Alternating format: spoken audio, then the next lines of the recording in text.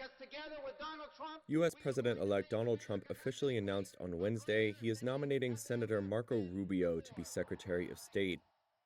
The Republican senator from Florida is a senior member of both the Foreign Relations and Intelligence Committees. In the past, he and Trump have often clashed on foreign policy, with Rubio calling for more assertiveness on the international stage and Trump pushing for restraint. However, Rubio has softened his views in recent years to align more closely with Trump, and the billionaire has shown an inclination to make personal loyalty a central requirement for administration posts. That has left big questions about the type of diplomat Rubio will be. Rubio is arguably the most hawkish option on the shortlist for the post and is known as a hardliner on China. He was sanctioned by Beijing in 2020 over his stance on Hong Kong following democracy protests. Director of the SOAS China Institute, Steve Zhang, told Reuters that Rubio's selection would put China in a potentially tough position. Because China will have to lift its sanctions against Rubio. Otherwise, they cannot talk to the U.S. Secretary of State, which is simply not an acceptable situation for either country to be in.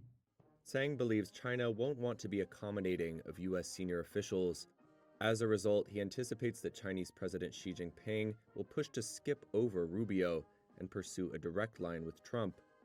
I think what we are going to see as a result is that the Chinese government are likely to put Xi Jinping to engage directly with Donald Trump much more than has happened under the Biden administration.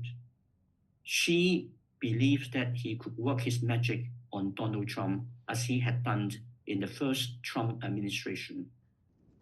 The choice of Rubio as Secretary of State could come as some relief to U.S. partners worried that the Trump administration could pull back from its global network of alliances, including NATO. When he tapped Rubio for the job, Trump said, quote, "He will be a strong advocate for our nation, a true friend to our allies, and a fearless warrior who will never back down to our adversaries." The Ukraine crisis will be high on Rubio's agenda.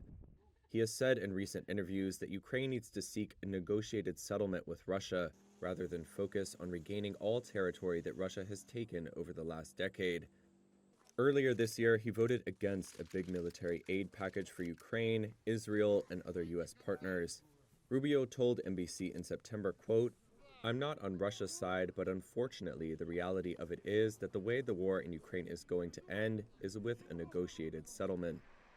Trump's pick of Rubio could signal stricter enforcement of oil sanctions on Iran and Venezuela. Iran's oil production has been the target of successive waves of restrictions. During Trump's first term, oil exports from the third largest producer in OPEC slowed to a trickle. While Rubio could push foreign partners to enforce existing sanctions, that could also risk retaliation by major buyers of Iranian crude, like China, which could reduce the primacy of the dollar in oil trades. Rubio has also been a fierce critic of Venezuela's socialist president Nicolas Maduro, meaning his appointment suggests an improvement in relations between the U.S. and Venezuela is unlikely. However, analysts have warned that tougher sanctions could prompt the OPEC nation to boycott Trump's goal of repatriating thousands of illegal migrants.